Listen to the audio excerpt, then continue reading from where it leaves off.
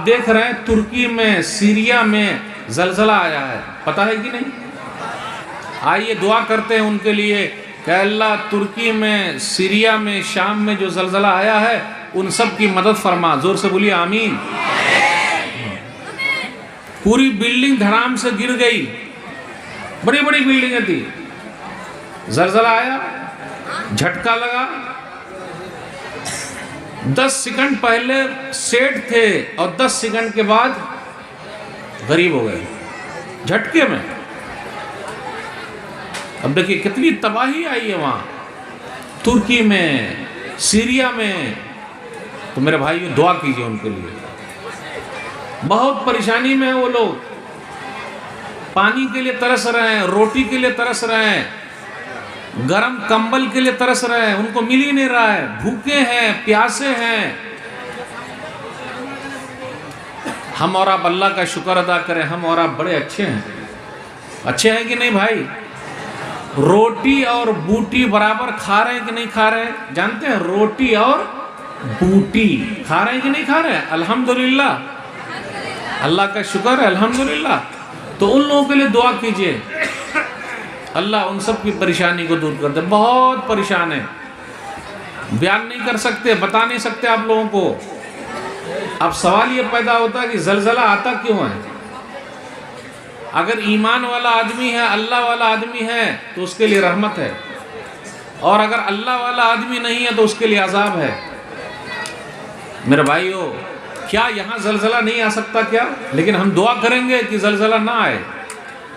اور اللہ کے شکر کے بعد ہم بھارت سرکار کے آبھاری ہیں، سعودی سرکار کے آبھاری ہیں کہ ان لوگوں نے بہت ساری ہیلپ اور مدد ترکی اور سیریا بھیجا ہے.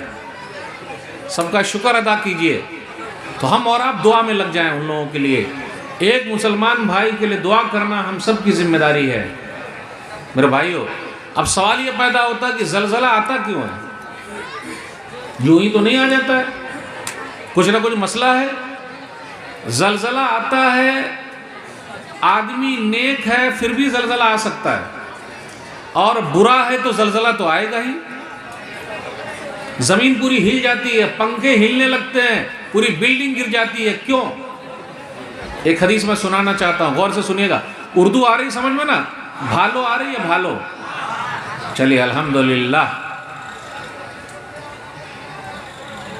ایک حدیث سناتا ہوں، صحیح الجامع حدیث نمبر 679. نبی صلی اللہ علیہ وسلم نے فرمایا، اذا ظہر الزنا والربا فی قریہ، جس گاؤں میں، جس جگہ پر زناکاری عام ہو جائے، بدکاری عام ہو جائے، بلاత్కాر عام ہو جائے، اور جہاں سود کھانا، بیاج کھانا عام ہو جائے، سب لوگ سود کھانے لگے، زیادہ تر لوگ سود کھانے لگے جس گاؤں میں، تو وہاں اللہ کا عذاب آ جاتا ہے. تو یہ زلزلہ جو ہے کبھی کبھی عذاب بھی ہے، عذاب. لیکن اگر آدمی ایمان والا ہے تو اس کے لیے رحمت ہے، ایک شہید کا درجہ اس کو مل گیا ہے. اس لیے میرے بھائیو، اگر ہمارے سماج میں زناکاری ہے، غلط کام کرنا ہے، کتنے لوگوں کو آپ دیکھیے گا بلاత్కాری ہیں، شادی نہیں کر رہے ہیں، صرف عورت سے ملتے رہتے ہیں، لڑکی سے ملتے رہتے ہیں. اس لیے آپ دیکھیے گا موبائل فون کبھی کبھی خطرناک ہو گیا ہے، اس کا غلط استعمال ہوتا ہے. ہیلو، ہائے، بات کرتے رہتے ہیں. بات کرتے کہ نہیں کرتے؟ تو یہ موبائل ایسا ہے نا، یہ موبائل چھوٹے بچے کے ہاتھ میں دے دیجئے تو رونا بند، اور بڑے بچے کے ہاتھ میں دے دیجئے تو رات بھر سونا بند. وہ سوئیں گے نہیں، گیم کھیلتے رہتے ہیں. کون سا گیم کھیلتے ہیں بھائی؟ پب جی. اور کون سا گیم ہے؟ Free fire. اور کون سا گیم ہے بیٹا؟ بیٹا بولیے. ان لوگ سب بتا دے گا، پورا پورا پول کھول دے گا. ان لوگوں کو سب معلوم ہے. یہ لوگ جھوٹ نہیں بولتے. بچے لوگ جھوٹ بولتے کیا؟ نہیں، بچے من کے سچے، ہم سب کے چچے. بیچارے بڑے اچھے ہوتے ہیں بچے لوگ. اب بچے لوگ تو یہاں تک بول دیتے، جب ابو بولتے ہیں کہ جا بیٹا بول دے ابو گھر پہ نہیں ہے، تو بچے کیا بولتے؟ کہ ابو کہہ رہے ہیں کہ ابو گھر پہ نہیں ہے. بولتے کہ نہیں؟ اردو آ رہی ہے نا، کہ ابو کہہ رہے ہیں کہ ابو گھر پہ نہیں ہے. اب آپ ہی بتائیے، آپ ہی بتائیں. تو میرے بھائیو، جہاں زناکاری بڑھ جائے گی، غلط کار ہوگا، آپ سوچ لیجئے وہاں اللہ کا عذاب آئے گا۔ سود کھانا، بیاج کھانا، اپنے سماج میں کچھ لوگ ایسے ہیں جو بیاج کھاتے ہیں، سود کھاتے ہیں۔ کھاتے کہ نہیں کھاتے؟ کھا رہے ہیں۔ جو کوئی بیاج کھاتا ہے، سود کھاتا ہے، اس نے اپنی ماں سے شادی کر لیا ہے، اپنی ماں سے نکاح کر لیا ہے۔ حدیث کے اندر آیا، سنن ابن ماجہ کتاب التجارت حدیث نمبر 2274، نبی صلی اللہ علیہ وسلم نے فرمایا، الربا 70 حوبا ایسرها ان ينكح الرجل امہ، سود کے، بیاج کے 70 درجے ہیں، اور سب سے نیچا درجہ یہ ہے کہ آدمی اپنی ماں سے نکاح کر لے، شادی کر لے۔ تو جو کوئی سودی کاروبار کر رہا، بیاج کا کاروبار کر رہا، لین دین کر رہا ہے، تو اس نے اپنی ماں سے نکاح کر لیا ہے، اور نکاح کے بعد، شادی کے بعد ہر چیز جائز ہے۔ ایک اور حدیث پر غور کیجئے، گناہوں سے توبہ کرنا ضروری ہے میرے بھائیو، ورنہ اللہ کا عذاب آئے گا۔ صحیح بخاری کتاب التعبیر حدیث نمبر 7047 یا 4074، نبی صلی اللہ علیہ وسلم نے فرمایا کہ ننگے مرد ہیں، ننگی عورتیں ہیں، جسم پر کپڑا نہیں ہے۔ ننگے مرد ہیں، ننگی عورتیں ہیں، جسم پر کوئی کپڑا نہیں ہے، سب ننگے ہیں۔ اور ایک تندور، تندور جانتے ہیں جس میں روٹی سیکتے ہیں، وہ کپاچی روٹی ہوتی ہے نا، وہ والی کیا بولتے ہیں، تندوری روٹی۔ کبھی کھائیں تندوری روٹی؟ بمبئی، کلکتہ، دلی تندوری روٹی اس طرح پکاتے ہیں نا تندوری روٹی۔ تو بولے ایک تندور ہے، اس کے اندر ننگے مرد ہیں، ننگی عورتیں، اور سب جل رہے ہیں۔ وَأَمَّا النِّسَاءُ وَأَمَّا الرِّجَالُ وَالنِّسَاءُ الْعُرَاةُ الَّذِينَ فِي مِثْلِ بِنَاءِ التَّنُّورِ فَهُمُ الزُّنَاةُ وَالزَّوَانِي۔ اس تندور میں جو ننگے مرد ہیں، ننگی عورتیں ہیں، یہ وہ لوگ ہیں جو زنا کرتے تھے، بلاکار کرتے تھے، دنیا میں توبہ نہیں کیا۔ اور جو لوگ بھی بلاکاری ہے اس کو ایڈز کی بیماری ہو جاتی ہے، وہ لوگ پڑے ہوئے ہیں، اس لیے گناہوں سے توبہ ضروری ہے۔ اسی حدیث میں نبی صلی اللہ علیہ وسلم نے فرمایا، ایک آدمی ہے جو خون کی ندی میں تیر رہا ہے، خون کی ندی میں پور رہا ہے۔ ندی تو جانتے ہیں، پوکھر ہے، اس میں پور رہا ہے، وہ تیر رہا ہے وہ، اور جب کنارے پہنچتا ہے تو ایک فرشتہ اس کے منہ میں پتھر ڈال دیتا ہے، پھر وہ بیچ میں چلا جاتا ہے، پھر کنارے پر آتا ہے، پھر منہ میں پتھر ڈال دیتا ہے، پھر بیچ میں چلا جاتا ہے۔ تو نبی صلی اللہ علیہ وسلم نے پوچھا یہ کون ہے؟ خواب میں دیکھے تھے تو جبریل نے کہا یہ وہ آدمی ہے جو سود کھاتا تھا، بیاج کھاتا تھا، اس لیے اس کو یہ سزا مل رہی ہے۔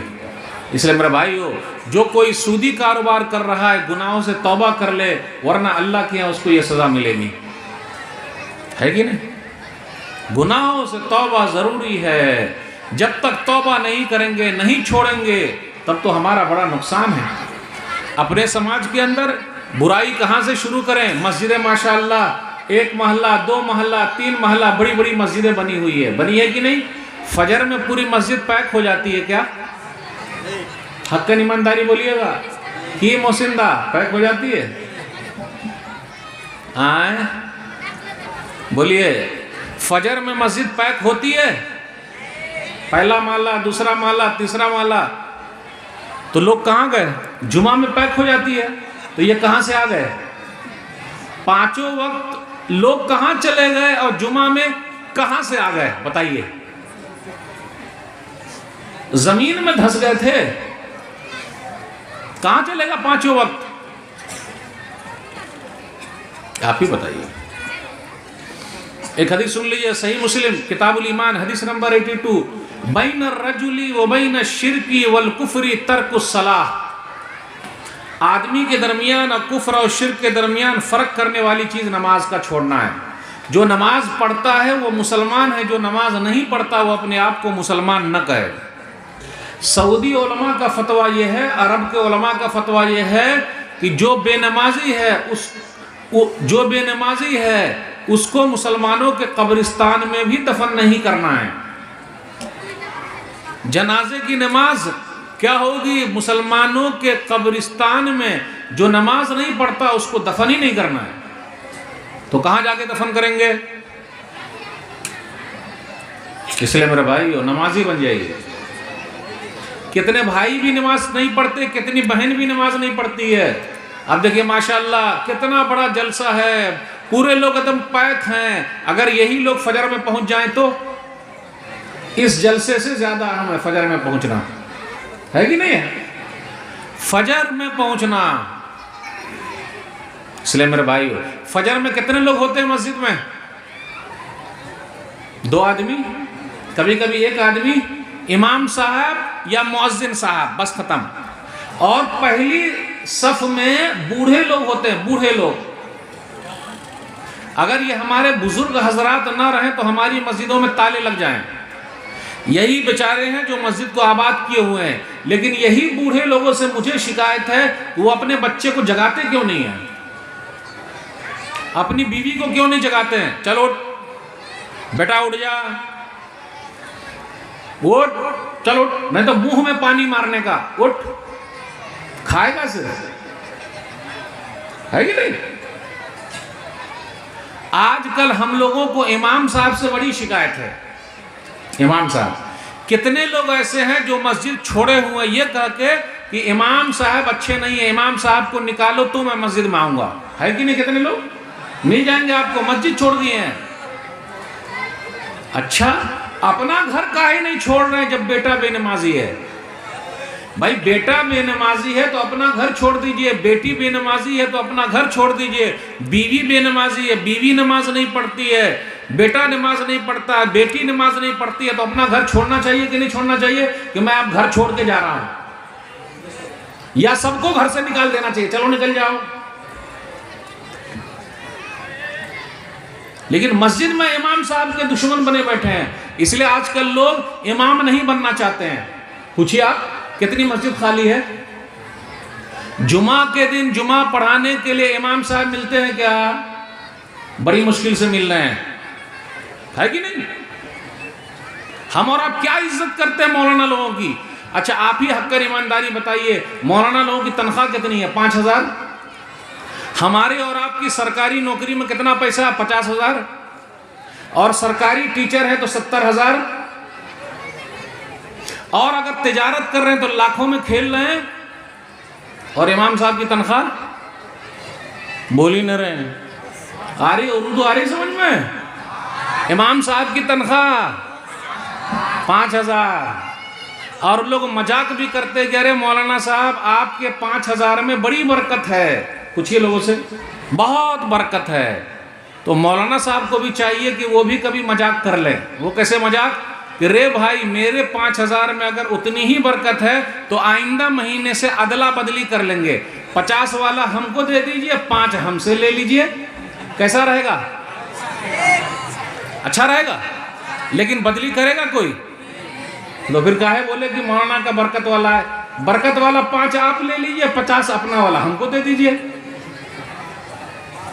دیکھیں متوا کا ثناء اللہ بھائی ہنس رہے ہیں, صحیح ہے نا بھائی؟ دیکھیے وہ نہیں, کوئی تیار نہیں ہوگا. اور مولانا لوگ تو اسٹیل کے بنے ہیں. شیخ صاحب اسٹیل جانتے ہیں؟ اسٹیل, ہوا ہوا نہیں لگتی ان کو, بالکل نہیں. گرمی نہ لگتی ہے نہ ٹھنڈی لگتی ہے, وہ کھاتے پیتے بھی نہیں ہے. فرشتے کھلا رہے ہیں ان کو, اللہ کھلا رہا ہے. یعنی فرشتے کی طرح اللہ, جب تک فرشتے تو کھاتے نہیں ہیں تو فرشتے کیا کھلائیں گے؟ اس لیے یہ بولنا ہی غلط ہے کہ فرشتے کھلا رہے ہیں. کون کھلاتا ہے؟ اللہ کھلاتا ہے. اور فرشتے کھاتے ہوتے نہیں ہیں. تو پبلک کیا سمجھتی ہے کہ مولانا لوگ بھی نہیں کھاتے ہیں, فرشتے کی طرح ہیں. اس لیے مولانا لوگ کبھی بیمار نہیں پڑتے, کبھی ہاسپٹل نہیں جاتے, ان کے بچے لوگ اسکول میں نہیں پڑھ رہے ہیں, ہے نا میرے بھائیو؟ تو جب ہم لوگ اپنے مولانا کی عزت نہیں کریں گے تو دین کیسے سیکھیں گے؟ آئیے ایک حدیث سناتا ہوں. صحیح بخاری کتاب الاذان حدیث نمبر 755. سعد بن وقاص رضی اللہ تعالیٰ عنہ کوفہ کے گورنر ہیں, وہ نماز پڑھاتے ہیں. تو ایک صاحب اٹھے اور اس نے کہا اسامہ نامی آدمی, ارے ان کو تو نماز پڑھانا نہیں آتا. بولے اچھا. تو عمر بن خطاب رضی اللہ تعالیٰ عنہ امیر المومنین تھے مسلمانوں کے, تو انہوں نے ہٹا دیا سعد رضی اللہ تعالیٰ عنہ کو اور عمار رضی اللہ تعالیٰ عنہ کو بنا دیا کہ اب آپ امام ہیں, جائیے. لیکن ایک کمیٹی بیٹھائی اور کمیٹی کا کام یہ تھا وہ تحقیق کرے، ریسرچ کرے. یہ جو بول رہا ہے، الزام جو لگا ہے کہ امام صاحب کو نماز پڑھانا نہیں آتا، وہ ذرا ریسرچ کرے، تحقیق کرے، لوگوں سے پوچھے. تو پوری مسجد میں یا پورے علاقے میں ایک ہی 2 آدمی تھے. پبلک جتنی آتی ہے مسجد میں ایک ہی لوگ کا سر گھما رہتا ہے، 2-3 لوگ ہی اعتراض کرتے ہیں، بقیہ کوئی اعتراض نہیں کرتا. تو سعد بن وقاص رضی اللہ تعالیٰ عنہ کھڑے ہو گئے. جب ایک آدمی کھڑا ہوا اسامہ نامی، کہہ رہے ان کو تو نماز پڑھانا نہیں آتا، یہ انصاف نہیں کرتے. تو یہ کھڑے ہو گئے اور دعا کی، اے اللہ ان کی فقیری بڑھا دے، اے اللہ ان کو فتنے میں ڈال دے، اے اللہ ان کو لمبی عمر دے دے. 3 بد دعا کر دی. نمبر 1، اللہ غریب بنا دے، اے اللہ لمبی عمر دے، اے اللہ فتنے آزمائش میں ڈال دے. تینوں بد دعا قبول ہو گئی. وہ جو آدمی تھا وہ جھوٹا تھا، اس نے جھوٹا الزام لگایا. تو اس کے بعد کیا ہوا؟ کچھ دنوں کے بعد وہ بوڑھا ہو گیا اور راستے میں چلتا تھا، لڑکیوں کو چھیڑتا تھا اور یہ کہتا تھا کہ مجھے سعد کی بد دعا لگ گئی ہے، یعنی امام صاحب کی بد دعا لگ گئی، میں نے غلط الزام لگایا، بد دعا لگ گئی. لمبی عمر ہو گئی، اتنی لمبی عمر ہو گئی کہ یہ جو بھاؤں ہے نا، بھاؤں، یہ بھاؤں کے بال آنکھ میں گھسنے لگے. فقیر ہو گیا، بھیک مانگنے لگا. تو میرے بھائیو، اگر ہم اور آپ امام صاحب کی بے عزتی کریں گے تو ہم بھی فقیر ہو جائیں گے، محتاج ہو جائیں گے، غریب ہو جائیں گے، روڈ پر چلے آئیں گے. اس لیے امام صاحب کی دعا لیجئے، بد دعا مت لیجئے. اگر آپ میں سے کوئی بھائی امام صاحب کے ساتھ، مولوی صاحب کے ساتھ غلط ویوہار رکھے ہوا ہے تو جلدی سے معافی تلافی کر لے. میں نے ایک جگہ پہ یہ حدیث سنائی تو 2 صاحب روتے ہوئے آئے. 2